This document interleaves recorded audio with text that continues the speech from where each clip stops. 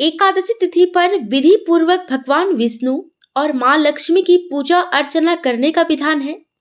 धार्मिक मत है कि पुत्रदा एकादशी व्रत से साधक को भगवान विष्णु की कृपा मिलती है और संतान की प्राप्ति होती है। साथ ही यश, कृति, सुख और समृद्धि में भी वृद्धि होती है। अगर आप भी संतान की प्राप्ति चाहते हैं तो सावन की पुत्रदा एकादशी का व्रत करें और पूजा के दौरान व्रत कथा का पाठ करें। इससे साधक के जीवन में खुशियों का आगमन होगा।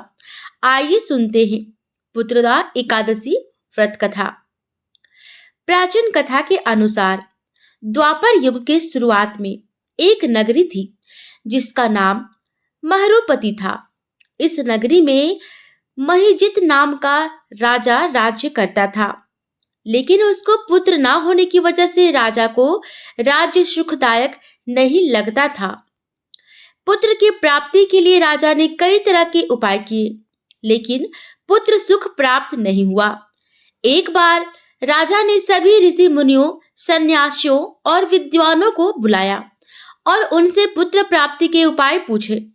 सभी ने राजा की समस्या को सुनकर कहा कि हे राजन, तुमने पूर्व जन्म में सावन माह के शुक्ल पक्ष की एकादशी तिथि के दिन तालाब से एक गाय को जल नहीं पीने दिया था, जिसकी वजह से गाय ने तुम्हें संतान ना होने का श्राप दिया था।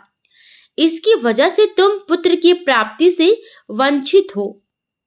इसके पश्चात ऋषि मुनियों ने कहा कि अगर तुम सावन की एकादशी का व्रत विधि पूर्वक करोगे तो इस श्राप से मुक्ति पा सकते हो, जिसके बाद तुम्हें संतान की प्राप्ति हो सकती है।